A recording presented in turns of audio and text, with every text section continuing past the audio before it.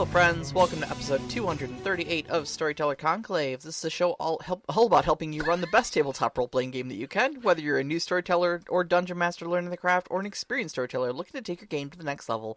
I'm Sarah. I'm Rob. And I am super full from dinner. Yes, and this is proof that we are a live show and we make mistakes, and that's perfectly fine. We had a little Friendsgiving, so happy Thanksgiving to all of our listeners in the States who celebrate, Those who just have turkey. Yeah, right. Because oh my God, was that good? For those of you not in the States, Thanksgiving's a holiday where we kind of just get together. Typically, we eat like turkey. It's a lot of food. And stuffing. Yeah. Or dressing and vegetables and it's an excuse to eat a lot of food, and sometimes, depending on which home it is, watch football. Yep. Yeah. I distinctly remember as a kid, the Lions game. Mm-hmm. Was a huge thing for us out of Detroit here. You know, we'd always watch the Lions, regardless of how well they were doing. That was irrelevant. Well, I mean, the Lions always suck. So right. You know. I mean, but at the same time, it was part of the ritual of you eat, you have dessert, you watch the Lions game, you fall asleep. You know, or you witness those who do fall asleep. Traditionally, we'd be in Buffalo, New York. visiting my family, my grandmother's house at the time, and. So she would do, you know, the cooking from dawn. Oh yeah, the gigantic table, the whole extended family there. Sure, yeah. More food than God, and then you know the men folk would retire to the living room. And they would hoot and holler at the games. Mm-hmm. And then it'd be more than just the one game. Obviously. They had a billiards table in their basement, and so we would retire after the football was done to the billiards tables and play some friendly games of pool against each other. Yes, the funnest of games. Yeah. We I only remember a couple Thanksgivings that were not at home at my parents' place. But we'd always end up moving the TV out into one of the TVs out into the other room. Oh yeah, just for the game to be watched out there, kind of a thing. Yeah. So that was always part of the equation for that. So, but ooh, good food. Oh, so full. Right on. And I'm not like a master chef by any means. I literally picked up a Costco kind of like pre-packaged. Here's some instructions. Good luck, dude. It was so good. It really turned out good. Like I'm here's the thing. Like I said, I'm picky about my turkey because usually turkey and pork are really easy meats to just dry out. Completely. You know? And this turkey was super moist and just really delicious. So hats off to honestly good packaging. Yeah. Let me get that right. They did a fine job. Right on. So that being said, let's see. We haven't any games. My game's coming up in a week and a half. Yeah, it's not too much longer. It's on December 2nd. So yep. That'll be the end of Act 2, going into Act 3. So yes, your big turn. Kind of expect some fireworks there. Loving it. And hoping that one lands the way that I'm planning it on. You know, it'll always land the way it does. Yeah. It's never bad, it's never fantastic, but it hits that sweet spot in between of, like, I got what I wanted accomplished. Yeah. So, hopes and dreams. But, and we had Mouse Guard, did we? We talked about it previously. We talked about it, yeah. So it's more than 2 weeks. I was like, we've talked about this. Yeah. So I was like, I was sitting here talking to you about this, so I know this was something we discussed. Right on. So, because we talked about our after-game review and how Matt is really great about taking that. So. Yeah, exactly. But, that's about it.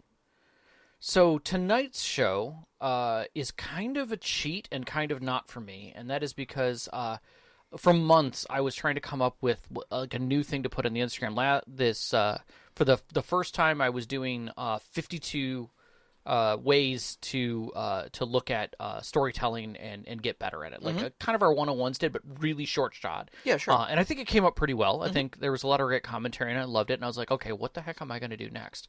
And I kept talking, like, when we do System Spotlights, I talk about mechanics that I love that I'm going to steal. Like, I'm just going to take this right out. Yeah, sure. And I was like, well, can I condense those down to like an Instagram size something to make it work? And I think it's working out pretty well. We're only a couple weeks into it, and I've gotten some pretty good comments on it as well. But I was like, let's do a show. Let's just talk about it more than just an Instagram post. We've been saying for 230 some episodes now that we're God, we're gonna steal this mechanic from my game, So like let's talk about stealing mechanics. Let's have a little swap meet, Yeah. But there's more to be said on why. And I think that's, like, we've come to some terms as to why this is even a better idea. Oh, yeah. And this is one of those things I think the fact that we do our monthly system spotlights really encouraged this. But I think both you and I were well-versed in multiple game systems enough that we kind of already, had that sort of cross-pollinization. Very much so. Very much going. And so, like, really, I think one of the big takeaways we kind of want to express in the show is this is the value of reading other game systems. Yeah. No, I don't know about you, but I kind of have a habit. Sometimes it was for a system spotlight, sometimes not. Going up to RAW and just seeing what they have. RAW, sorry, is our local game store. Yeah. Going up to our game store there and seeing what they have in stock, and even if I don't necessarily intend on buying the game or like running the game, there are several game systems that I've just picked up just because I know they're good game systems. Yeah. And I know that they have something to say about how to run that style of genre or how to run that style of, a combat system or an exploration system or something like that, Yeah. I haven't just picked up Raw at a local gaming store. I used to do it at conventions because I would go through the vendor's room and I'd find that one vendor who had, like, boxes of old used gaming books. Oh, yeah. And I would go through them for the books that I wanted, but then I'd also bump into other game systems that I'd heard about, and now I can get it, used at, like, half price. Yeah. And I was like, okay, I'll pick this up to see what it's like. What did I miss from this? What didn't I get to try? Yeah, sure. But lately, for me, it's been a lot of, like, especially with our system spotlights, like, something will point to something else. Like, I'll be doing a system spotlight on something, and I'll read somebody's review, and they'll reference something I've never heard of. And that leads me down a rabbit hole, and I'm like, I'm on Drive-Thru RPG, and it's, like, $5. I'll pick it up. Like, yeah, man. Whatever. Like, for $5, sure. Yeah. Absolutely. But I've paid a pretty penny for some. Like, when I was at Gen Con this year, I picked up some new games.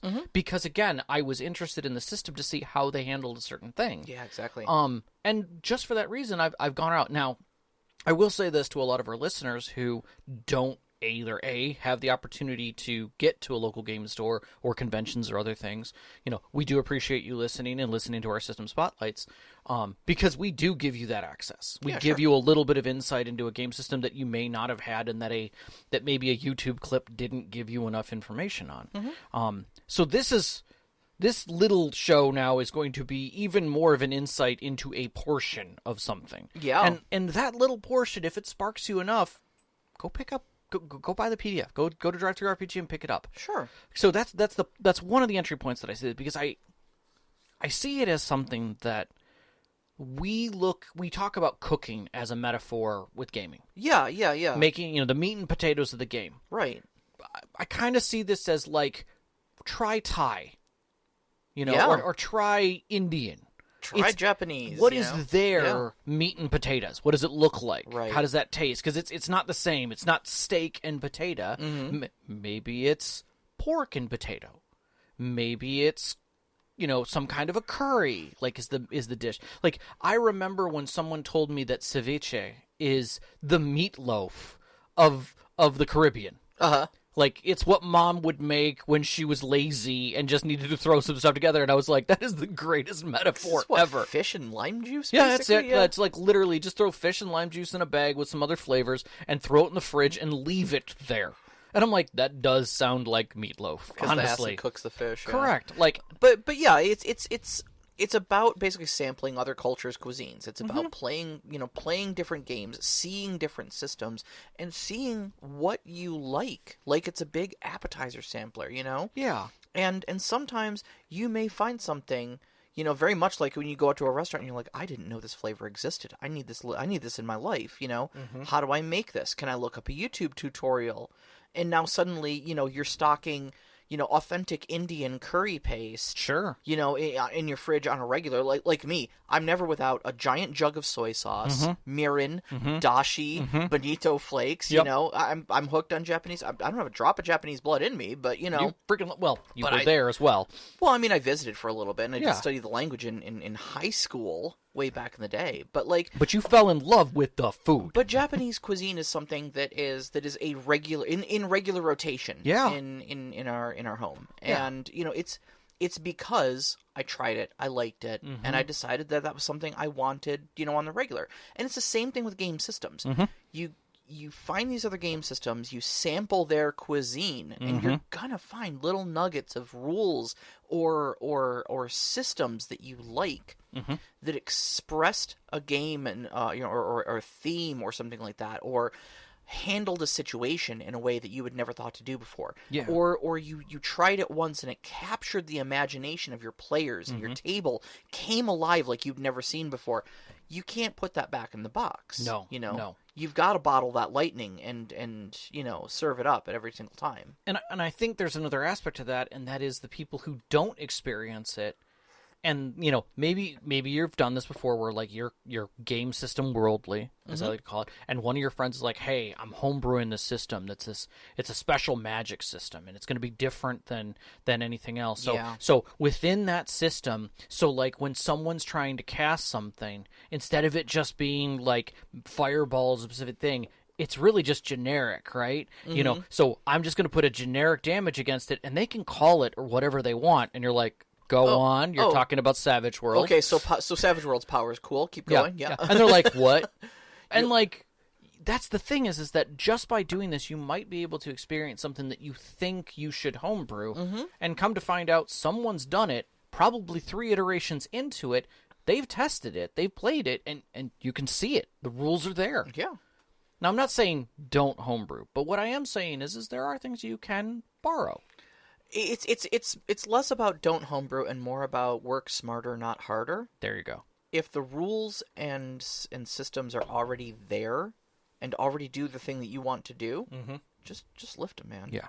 Just lift them. It's fine. So let's talk about that lift. Yeah. Like, what makes a mechanic transportable before we get into some? Yeah, because the thing is, like, not all, like, you talk about stealing mechanics from one game system to another. Yep.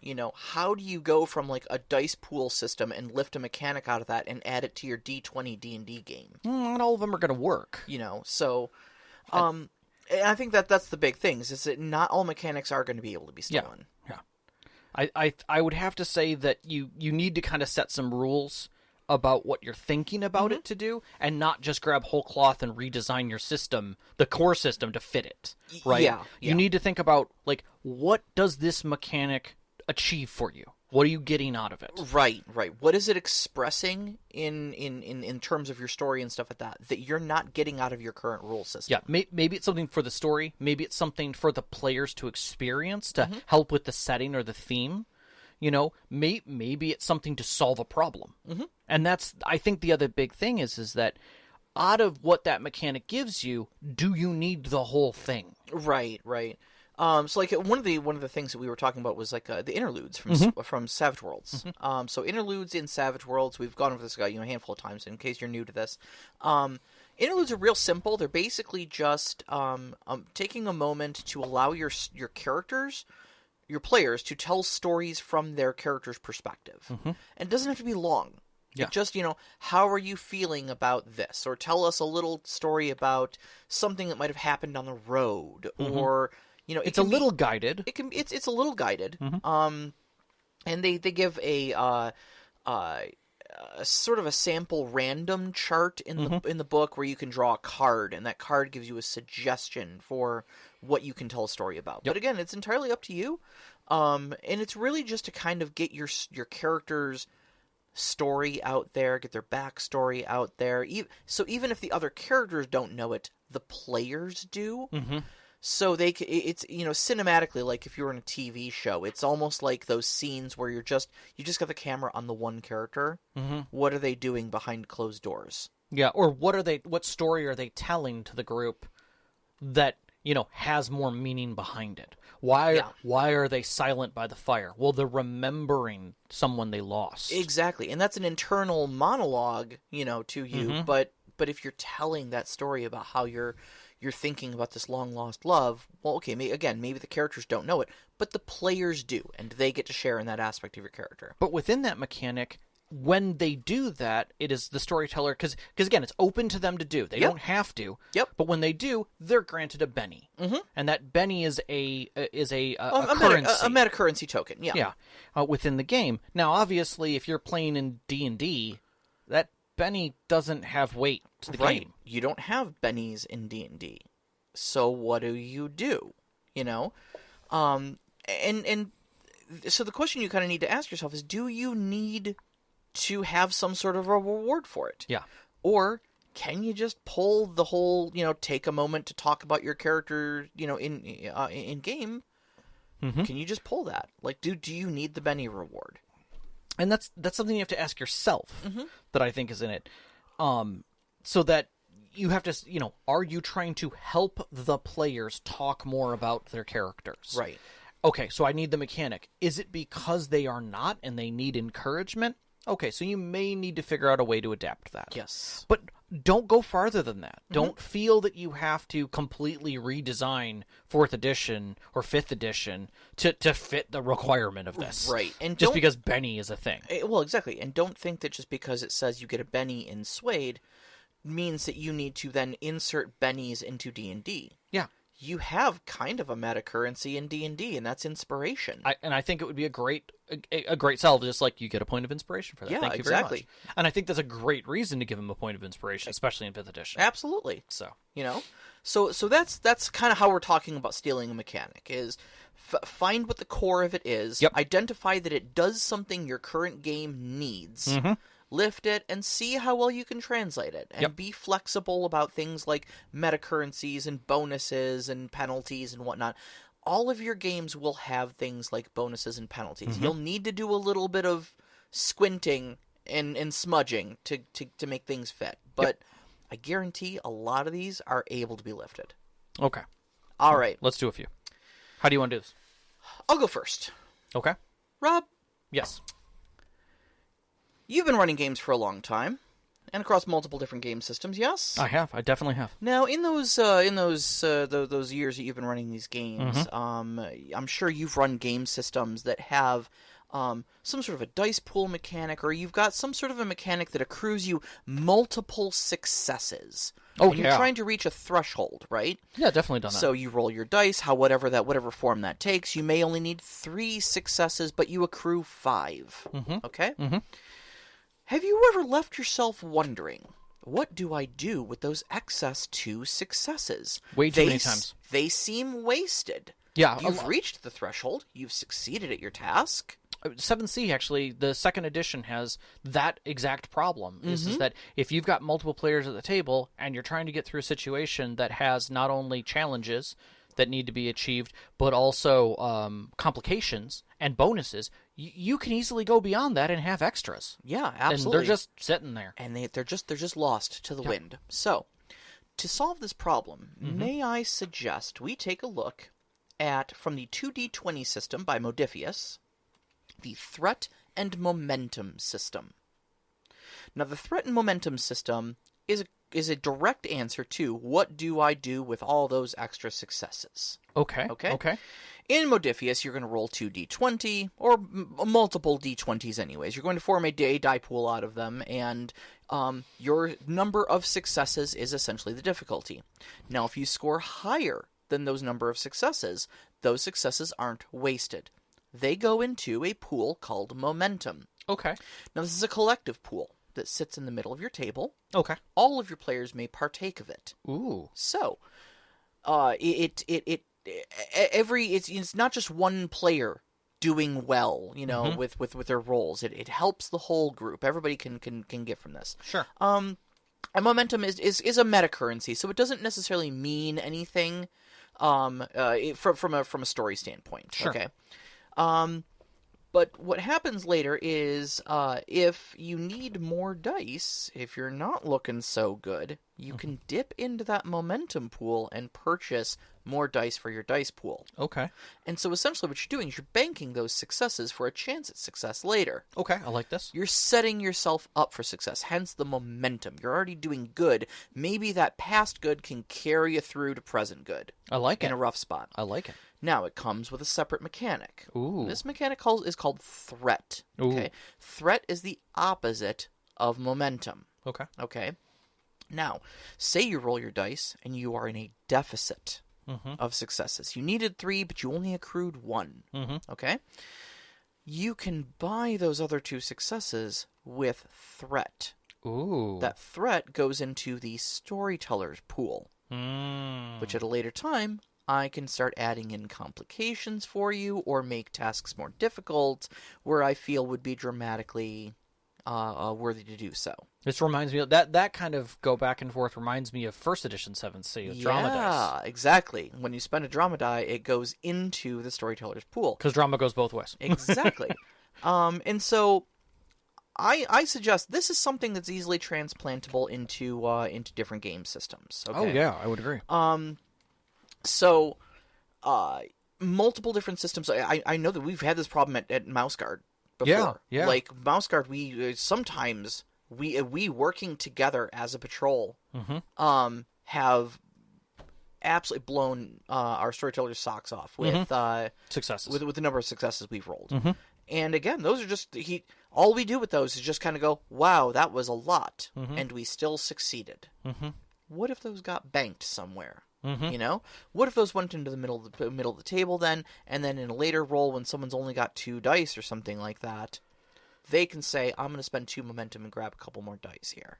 You know, and I even think that this works for something with that rolls like a single die, like D20. You know, I still.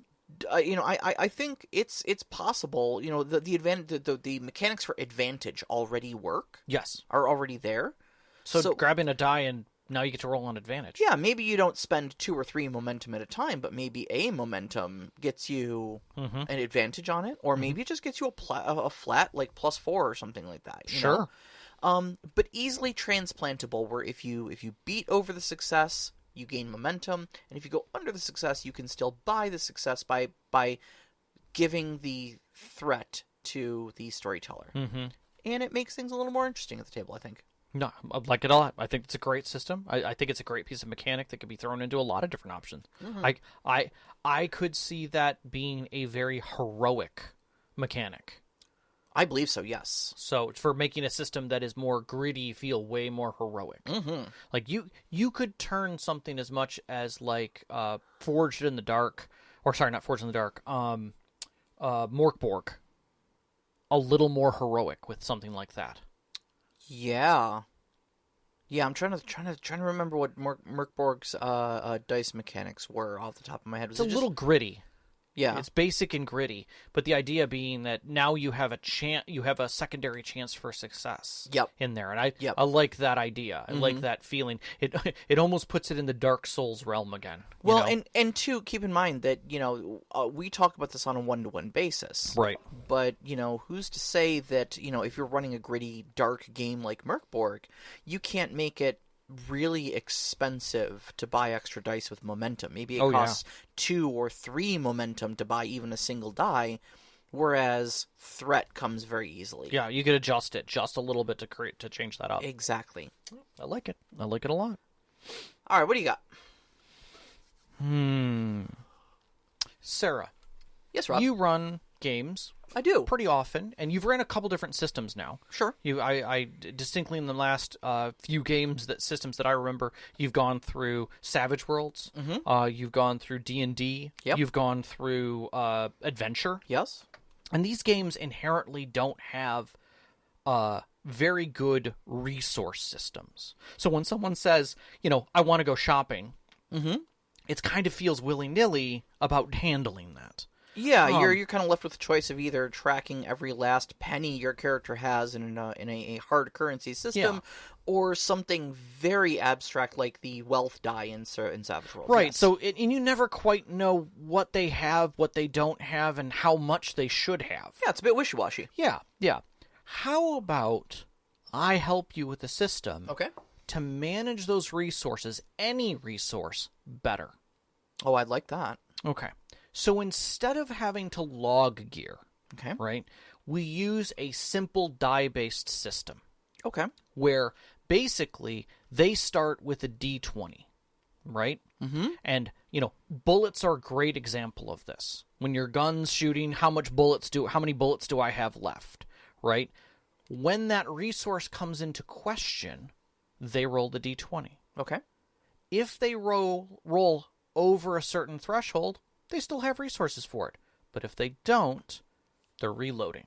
And the die goes from a 20 to a 12. Oh, I see. And that keeps reducing as the failure rates go down till eventually they're out.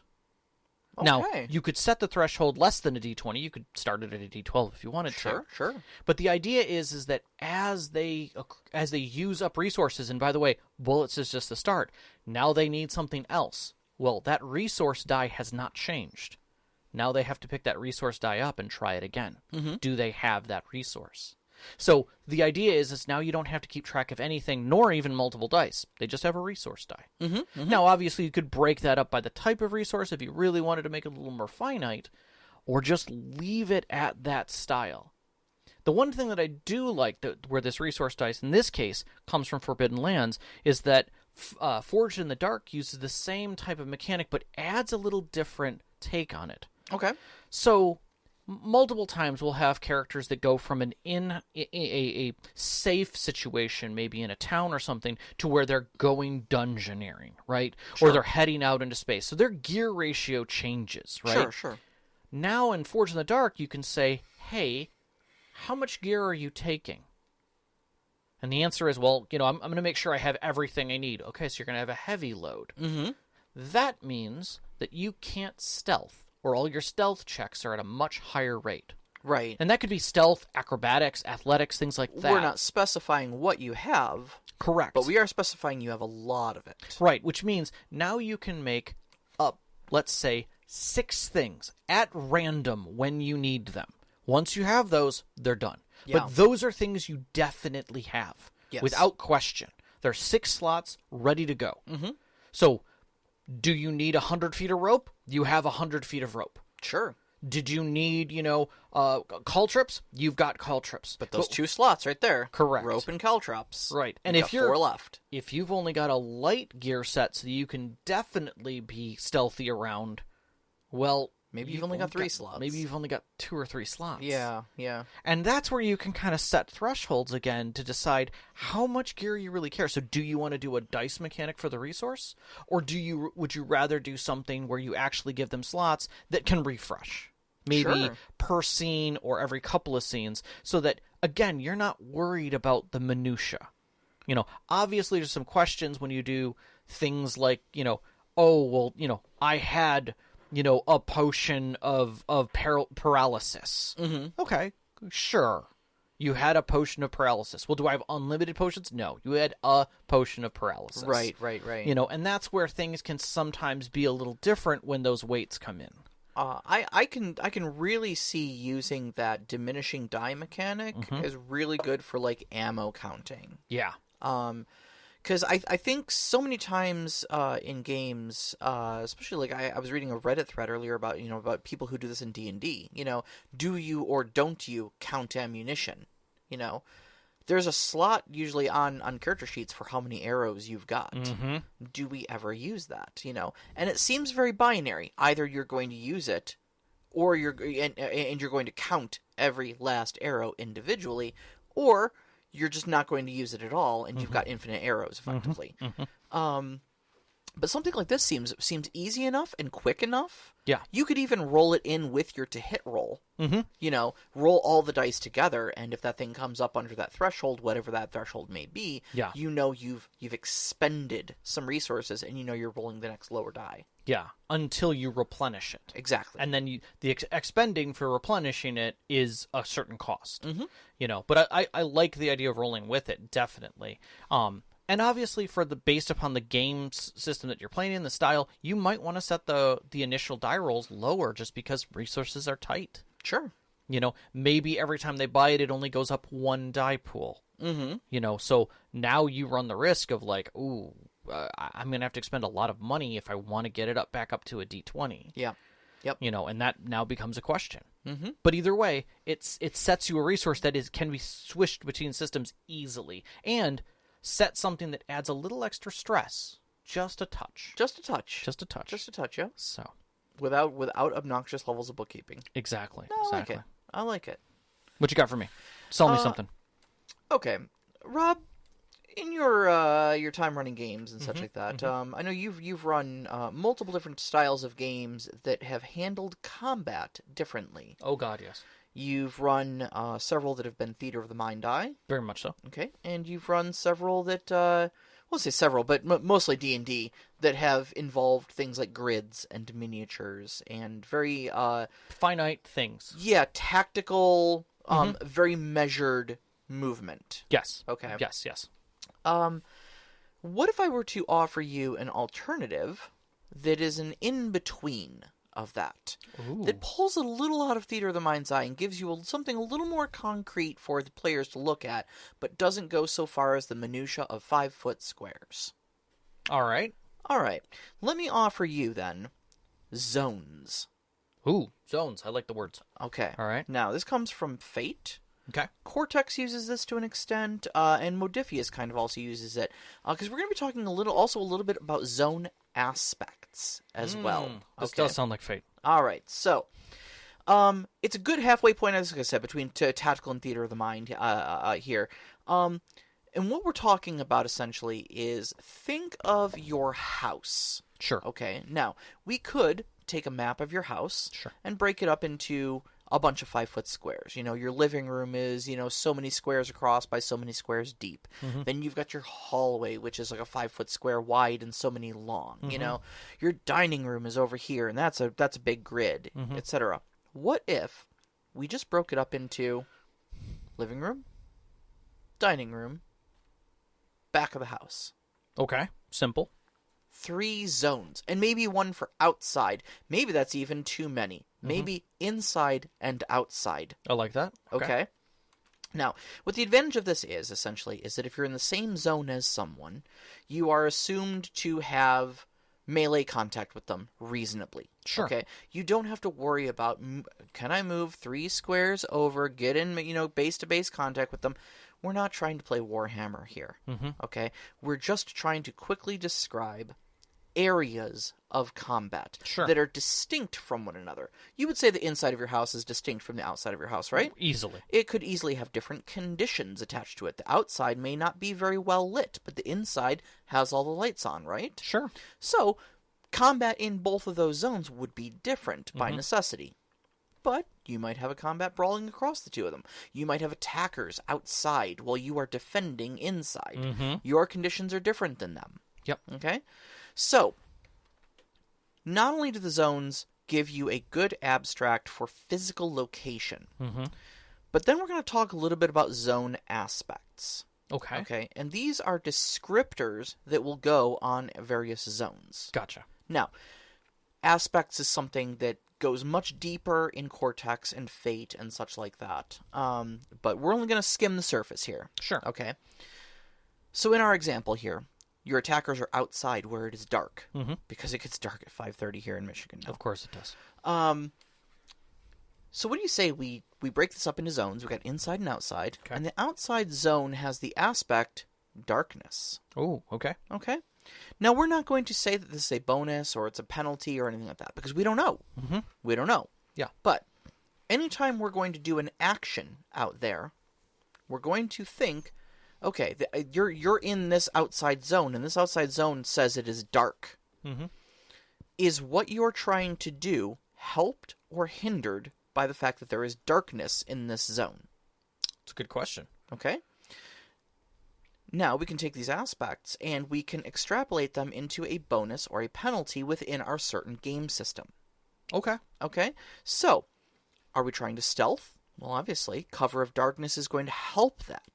So if I'm going to sneak up on one of our attackers outside, I'm going to get a bonus because darkness is an aspect in that zone. All right. Okay. Now, if I'm going to try to shoot somebody out there, though, it's going to be a little tricky to see them.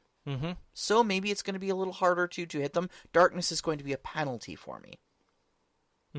Now, we've got a couple different ways we can do this. Modifius says that we're going to stack multiple darknesses. Okay. How dark is it? One dark might just be dim light. 3 darks might be pitch black. Okay? And that's going to... Each one of those is basically going to be a penalty. Gotcha. Okay, a stacking penalty. So if we're in a target number system, maybe each one of those is -5 to hit. So you can see how darkness quickly adds up to like -15 to hit or something like that. You know? Cortex says these things are assigned a die type. And when they come into play, you roll them and they either add or subtract to your roll. Okay. So I'm going to offer you that because I think it's a very flexible system. Yeah. For getting a little visual, but not getting too deep.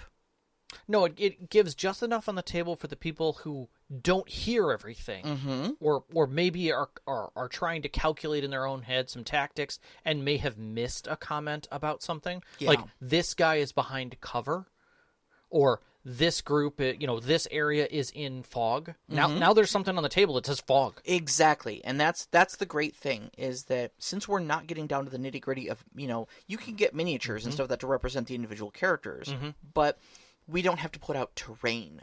We don't have to make grids and, spend 15 minutes drawing on a little thing with a dry erase marker or anything like that. Yep. We put out a white piece of 8.5 by 11 paper. We write Zone 1 and Zone 2 on it and keep some 3x5 cards handy. Yeah. To just jot down the word darkness and put it in the zone. So, this is effectively how we played Bulldogs at Gen Con. Yeah, that makes there sense. was literally just zones of, like, this is the spaceship. This is the hold. Okay. The gravity systems are off, and the stuff that you're trying to transport that's in the back is now floating around. So we're going to put no gravity. No gravity and cargo debris. And cargo debris. Yeah. And you're like, oh, okay, so how are we going to make sure that this doesn't get messed up? Okay, well, one of our players literally said, my character has an aspect of being able to be any shape that he needs to be. Right? He's basically a blob, effectively. I think he was a cephalopod, actually. But could stretch. I'm into it. And so he's like, so what I'm going to do is with 2 of my things, I'm going to grab the thing, and then I'm going to stretch out and touch and grab as much of the hull as I can, and basically create myself into a strapped system to hold it in place. Oh, nice. Okay, so you're going to gyroscopically hold it in position. So we're going to put on the box gyroscope. Okay. You're the gyroscope. And that's now an effect on that box. Awesome. So anything that affects the box now has to deal with that. And I was like, okay, because it gave us all a really clear visual of what was going on. Even though everything was abstract as it was moving. And then when another ship started to affect us, now we had other effects that were going on there, and these aspects could grow. Yes. But it never got out of hand. Now, the one thing I did like about that was you didn't have to affect the other people in the scene. You could affect an aspect. Yes. I could shoot out the lights, so now it becomes dark. Yep. You can create aspects on the scene. You can remove aspects like breaking up debris that somebody might be using as cover. Or change the aspects completely. And that really changes your perception of what you can do. It adds so much more of a dimension than just I need to reduce my enemy's hit points to 0. Correct. And it lets you see that. Yes. It lets you see all those aspects that are out there. Literally, the aspects. Yeah. I love it. I love it. So. All right, Rob, what do you got? Okay. I know you have for a long time wanted to run a game that basically none of your players would be able to play. Something that was like a horror game, like a horror Call of Cthulhu, something very gritty, something that has that. And yet, one of the hardest entry points for something like that is just getting people to go into the system alone, because there's a lot going on there. Yeah, and it's a big change to get over that. What if I could give you a mechanic that would let you have a flavor into that, let your players taste it in just in a scene or in a couple of or a specific adventure? I'm intrigued. I'd like to hear more. Okay, so this comes out of the concept from actually Legend of the Five Rings or Alien, and that is having effectively like a complication system. In this case, with Legend of the Five Rings, it was strife. Okay. In Alien, it is stress. Vampire the Masquerade had hunger back in the day. And the idea is that you have a status, something that is building, that is causing complications. In the case of horror, you might have fear or insanity. Okay. Or sanity as something. So whenever you're in a situation that would trigger it, in the case of Alien, anytime you saw a xenomorph, clearly, or it came up on a device, or you saw it on a screen, you have to roll a stress die. And that stress die, if it comes up a 6, you're fine.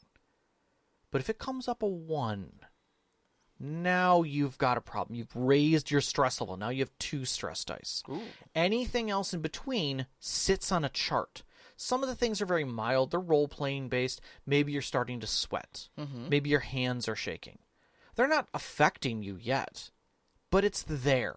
Everyone can see it. Everyone can feel it.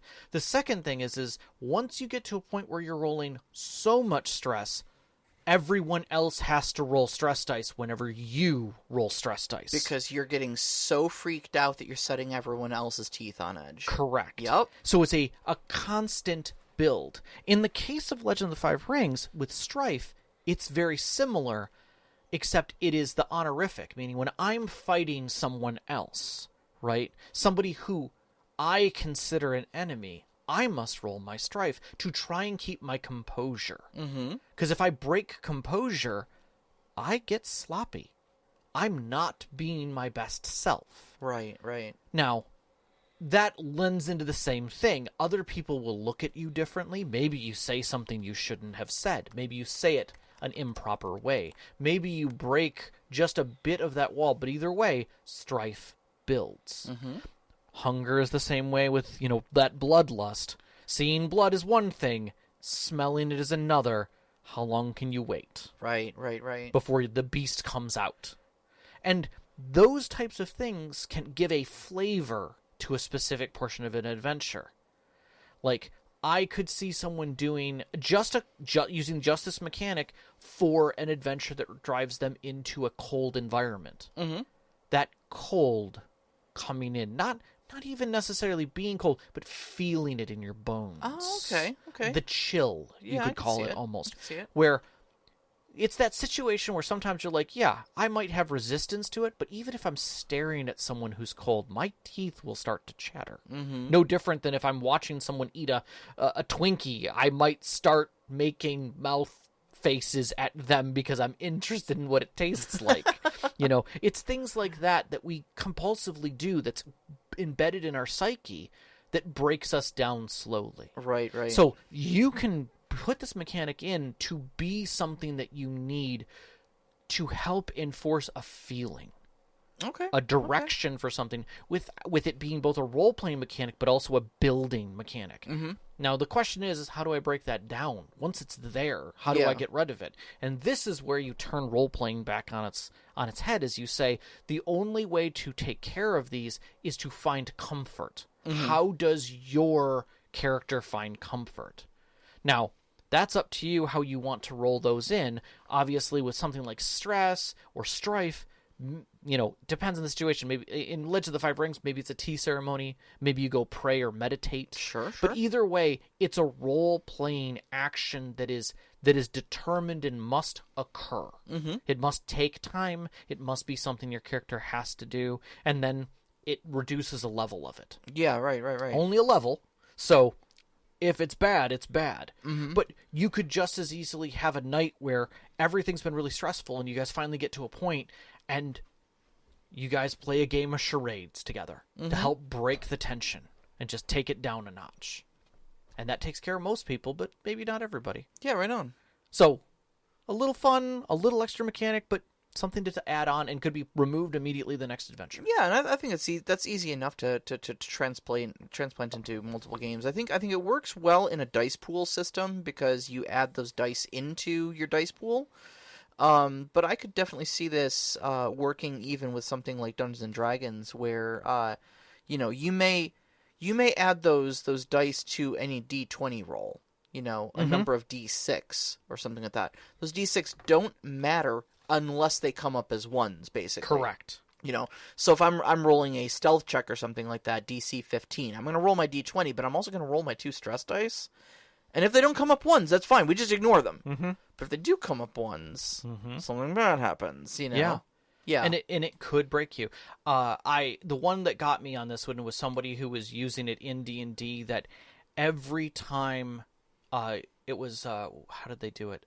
Every time something died in a scene, that there was death, everyone who witnessed it had to roll a stress die. Oh yeah. Yeah. Because it was stressful. I'll tell you what, that's a quick way to curtail murder hoboing in your in your party. Yeah. Yeah, justifying murder and also not feeling any kind of remorse or stress from it? No. That's that's a way to pull it back just a little bit. The other is that the person said, well, you shouldn't have done stress, you should have done honor. In the same, like strife, where you just witnessed murder or you were just involved in murder. Now you're acting differently. Yep. And that changes you as a person. Yeah, I can see it. See it. Yep. All right, you want to go one more round? We have some that our listeners sent us. Yeah. I'd like to get through some of these because some of these are really great systems that I want to talk a little bit about. Sure, absolutely. And I could easily see us going 20 minutes into this. All right, so from our listeners submitted ones from the Discord. Yeah, Tim Saucer submitted. There's a cipher system game called Predation by Shauna Germain. Okay. That gives every player character a dinosaur companion. I love this already. These companions have a small set of actions, and your player has to roll to determine if the companion follows your instructions or not. As you progress through the game, your bond gets stronger and it gets easier to control. Okay. The really fun part of the system is that you hand the character sheet to your companion, for your companion, to the person to your right. They get to decide how that companion acts and reacts to your character. You might well roll on your command to your tiny lizard to go steal the sleeping guard's key and bring it back, but then the next player, the player next to you, could decide that just before dropping the keys, the lizard also vomits all over said keys. It's a really fun mechanic. Well, I guess if you consider vomiting all over the keys fun, especially if you have a group of players who wants to adopt to everything they see. I love that idea. I always thought it was weird to hand companions and stuff to the players next to you. But at the same time, if everyone has one, I think that makes a difference. Like, early on, I can't remember what it was. I want to say it was probably D&D 2nd edition. Familiars were a physical thing that could react and were intelligent. So all familiars got handed to the person next to you. Oh, yeah, okay. And that way, it was the same type of thing. It was just more loosey-goosey on how it worked. And it was fun and interesting for a role-playing aspect. From a gameplay aspect, it didn't quite work out nearly as well. But I could see how this would be interesting, that the system itself literally says, like, they control it, which means they can add aspects to it. And that's kind of cool. I like it. I could see some shenanigans going on, like, I rolled really well, and that you did this thing that clearly screwed it up. Yeah. It's like, But at the same time, like, as a group, do you really want that? Well, I think there's a certain bit of like the dice will will absorb some of that blow. Like, I would agree. If you roll and you succeed, it's just the person next to you who's getting to narrate it. So there's only so much they can screw up because the dice have already said you succeeded. That's true. That is very true. Or failed one way or another. Right. They're just adding their own flair and flavor to it because it's a character that is outside of your own control. Correct. Two things this actually brings to mind is first off the superpowered character from Kids on Bikes. Yes. Where everybody gets a say, but they get a say in a different aspect of that character. So if that character's love of video games comes up, the person who's holding the video game card gets to say what the superpowered character does. Right. If their love of Eggo waffles comes up, Right. Or if it's if a supernatural threat shows up, this person gets to do something about it. Yes, exactly. Yeah. The other thing this reminds me a lot of is, did you ever play Wraith the Oblivion, the game by White Wolf played Games? it. I know of it. I actually have a book of it upstairs. Same. Never got to play it, but have the book. Your character in that has a shadow. Yes. Which is a dark aspect of their own psyche that kind of tries to get them in trouble and can actually assert control, almost like a multiple personality sort of thing, over you and just run you amok. Get you into all sorts of trouble, and then just hand you the reins of control of your character back over.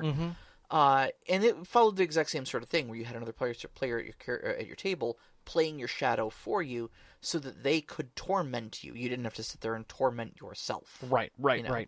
No, I remember that now that you mentioned it. It's a dark thing, but at the same time, a lot of role play. Sure, a lot of role play out of that. And I think it shows the flexibility of a system like this. This one, you've got a cute little dinosaur companion like a Pokemon. It's adorable. And it's adorable. And it's fun to play other people's characters. And then you've got the dark aspects of it from Wraith. I could see you in running this in the Monster Hunter. Monster Care Squad. And the Palico gets handed to the neighbor. Oh, that would be great. I think that would be... You roll for your Palico, but what happens with the Palico is the person next to you. And then I would 100% say that the group would do the handler. Aspects of the handler. Yeah. Yeah, very nice. I like that. I would totally steal that and use that. All right. So the Tall Halfling has one for us here. I love the character creation system in 10 Candles. It could easily be adapted to flesh out characters in other systems. Each player takes an index card and writes down one word virtue, something that about a person that solves more problems than it creates. And they take a second card and write down a vice, which creates more problems than it solves. And then you pass your virtue to the player on your right, and you pass your vice to the player on the left. So now you have a virtue and a vice, each created by someone else, and you need to figure out how these two traits coexist in your character. There's more than that in 10 Candles.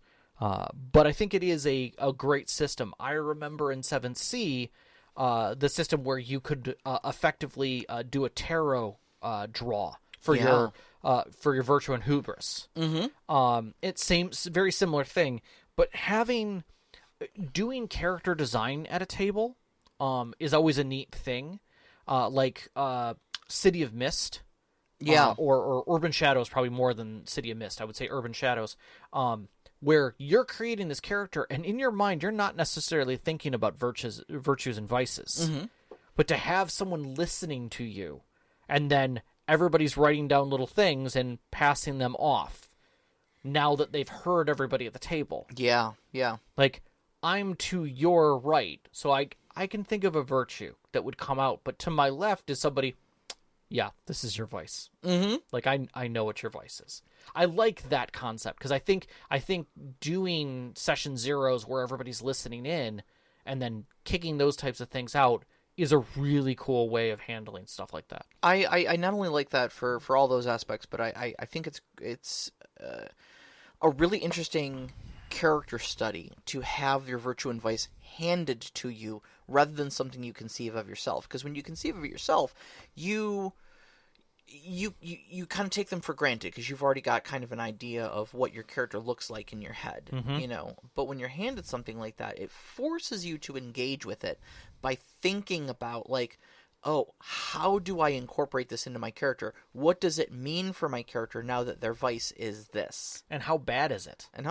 Yeah. So yeah, I like that. Really like that. Yeah, I like that. That's a cool one. All right, so Nevim throws in Free League Monster Year Zero engine, there is a pushing mechanic. The mechanic has changed in their different games. I like the system in Coriolis, where when pushing, a token is given to the DM to bring no good later on in the game. I think it's kind of like the trouble and momentum. Yes. Sort of thing here. So they're given a token to the DM to bring no good later on in the game. Because I've got a lot of Arabic coins I can use and receive those as a GM. Sure. I think it's great because it's Coriolis has a sort of Arabic space fantasy. It's great. How would you incorporate such systems into a game like D&D, like World of Darkness, like Power of the Apocalypse games, Savage Worlds, Call of Cthulhu? So I already first immediately came up with a comparison of this. So when we were playing the Mandalorian game at Gen Con, the Star Wars, the same system that we reviewed, sitting across the table were these tokens that were flip tokens of light side, dark side. And I could easily see this mechanic being applied in tokenless games, where it's not a matter of you're passing in tokens, but literally is I'm pushing, I'm flipping. And now it's dark side, so now that is available for the DM to flip back. Yep. And you could do the same thing in D&D and say, I'm buying a point of inspiration. Right, I want advantage on this roll, right. So advantage, I need a point of inspiration, anything like that. You could, or I want to get rid of disadvantage on this roll. I want to flip. Yep. And so now you know that later on they can use the same thing. Like, oh, the monster is rolling with advantage. Yes, exactly. The vampire has the drop on you and is rolling with advantage. Yep. Or, oh, I missed it by 2. I'll just inspire him. Yep. And boom, now it's right back into the game. And I like the flipping in using that flip in Star Wars, in the sense that it then made it available to be flipped by the other side and removed it from yours. So that aspect of it where it's a give and take of the same thing, I think can be applied pretty much across the board with a lot of systems. Yeah, and I think it's pretty easy to translate over. Like you said, like in D&D, it's very easy to buy like an extra D20. So, disadvantage becomes a straight roll becomes advantage, sort of things like that.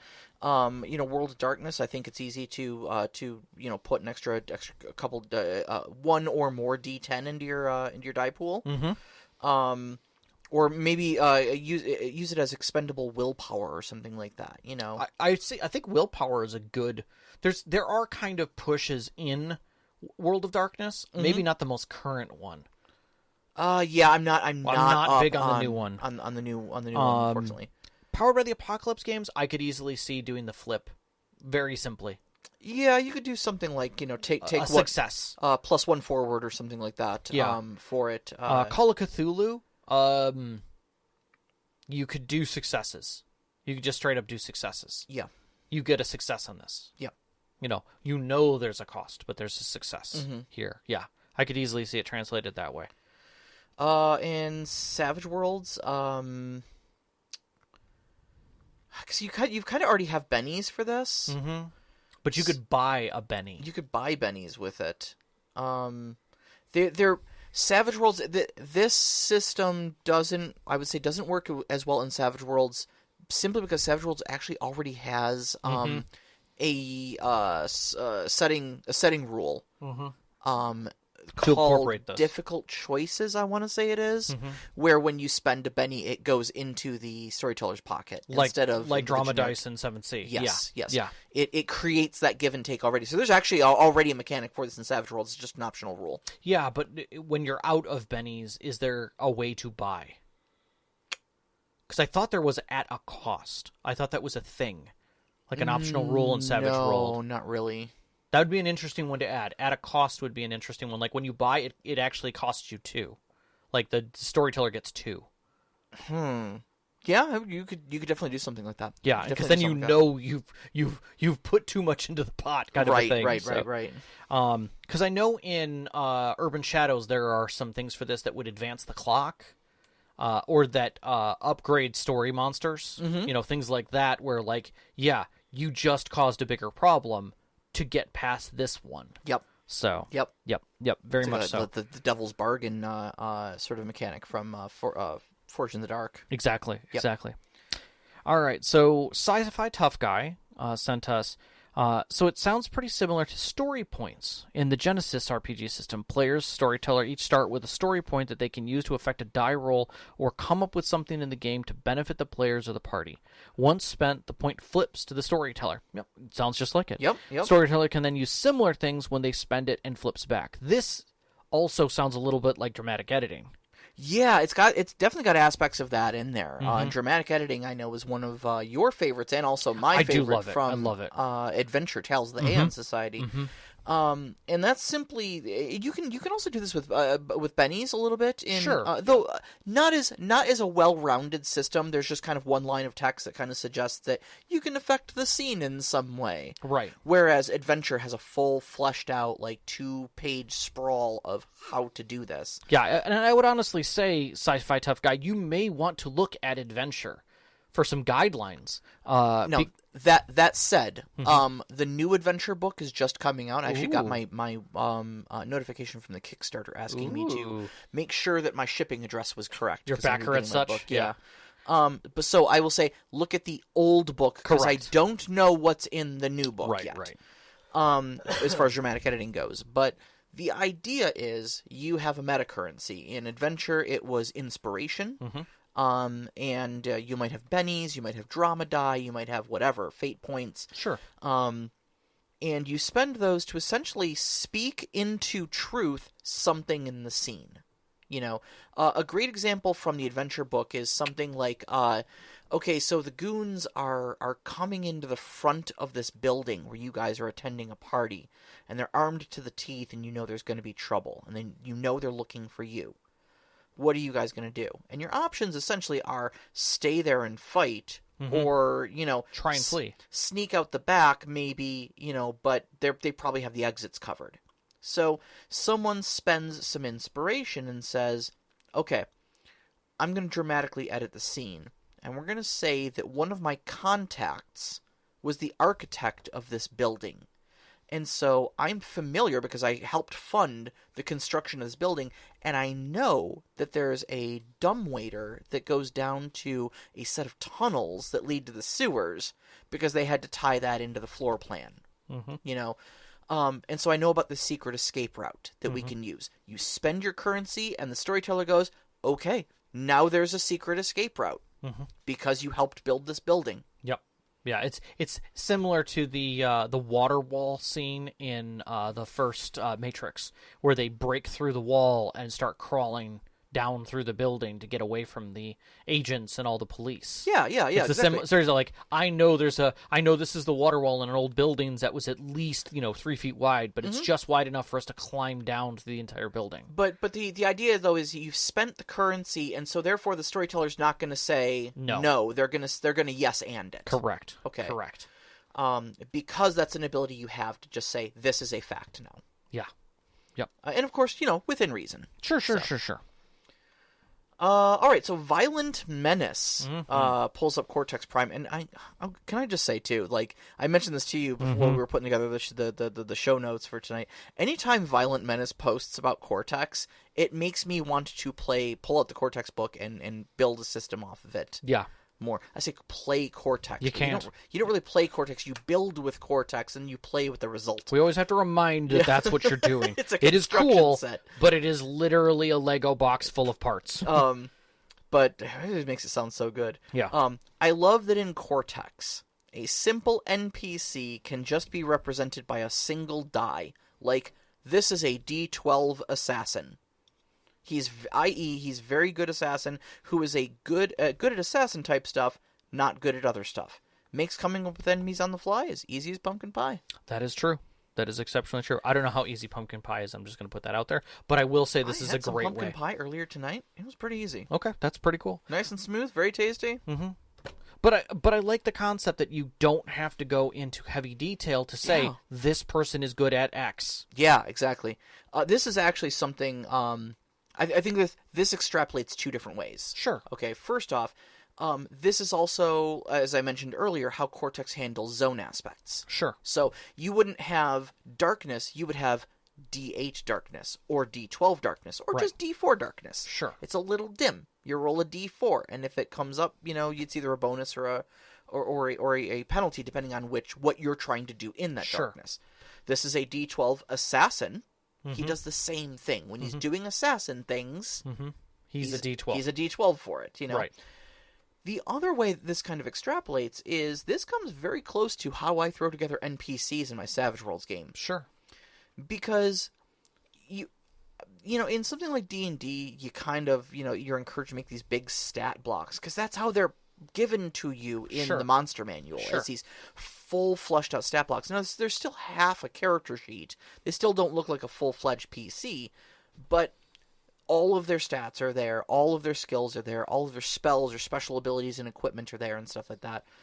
There's nothing stopping you from just going, this dude's a mage. He's got a D12 in magic. There you go. And probably, I don't know, like a D6 in notice and a D4 in stealth.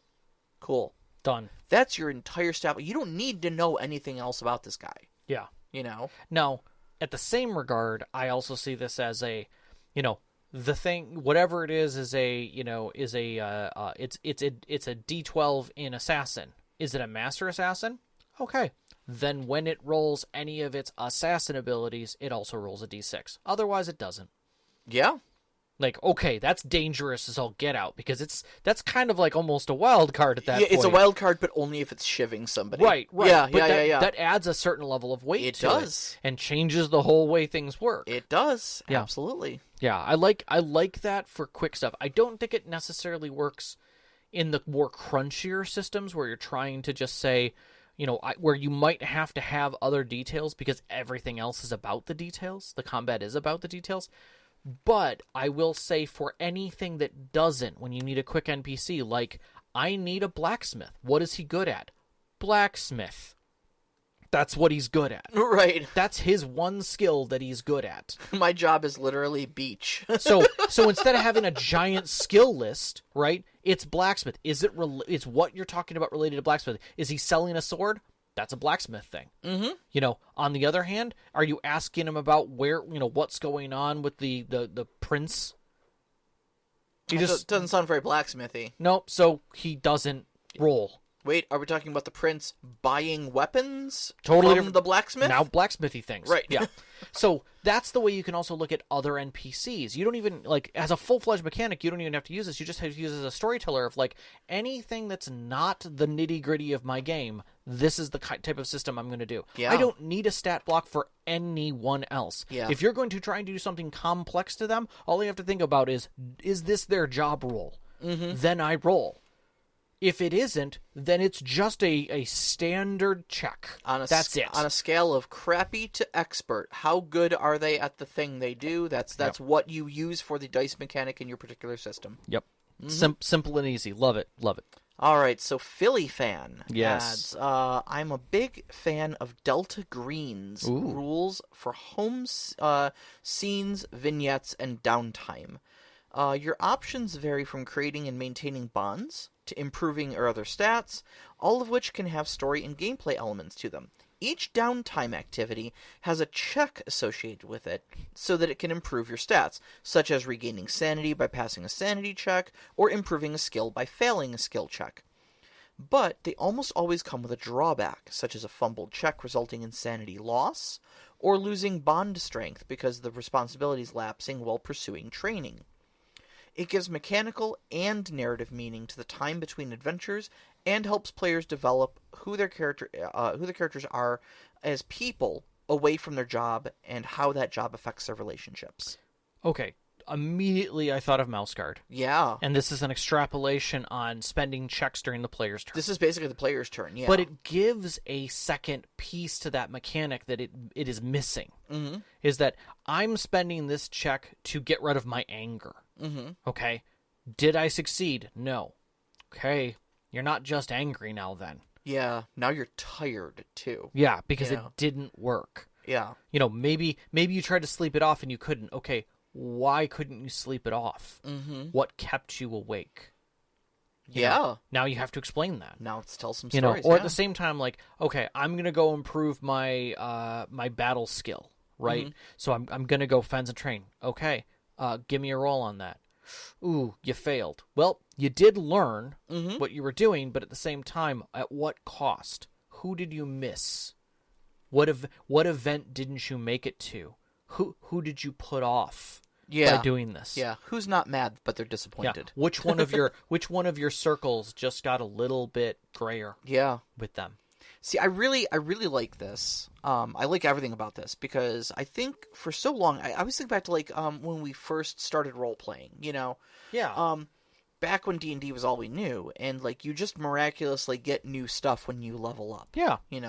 But there were certain storytellers I know of that wanted to incorporate stuff like this into their games. Yeah. And I heard a number of times where like, oh yeah, I have a house rule where you can't use an ability unless you've trained in it. Yeah. So like, yeah, okay, you have access to Monk's Step of the Wind ability, but have you found a trainer to teach it to you yet? Yeah. So that you can have it. Yeah. And I think things like this is really good, incorporating these sort of downtimes and trainings and whatnot in there.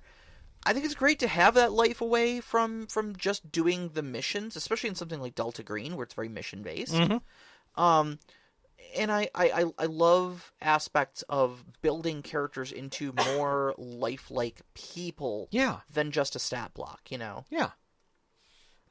The thing that complicated in the past was there was no guidelines, so it was like, oh, you have to train in this. And even like 7th First Edition, it was if you wanted to get past a certain level of your things, you had to go find someone equal to or better than you at the thing. And the problem with that is then that's storyteller fiat. Yeah. Right? There's nothing I can do as a player to make that happen. Mm-mm. It only happens if you say, yes, this NPC exists and he's accessible to you. Right. If you never give me access to him, guess what? I'm SOL. Right. But if I say I'm going to go do this to improve my gunplay. Okay, there's rules for it, right? Here, roll some dice, oh, great, you did a great job and it worked out in your favor. Cool, you're +1 to guns now.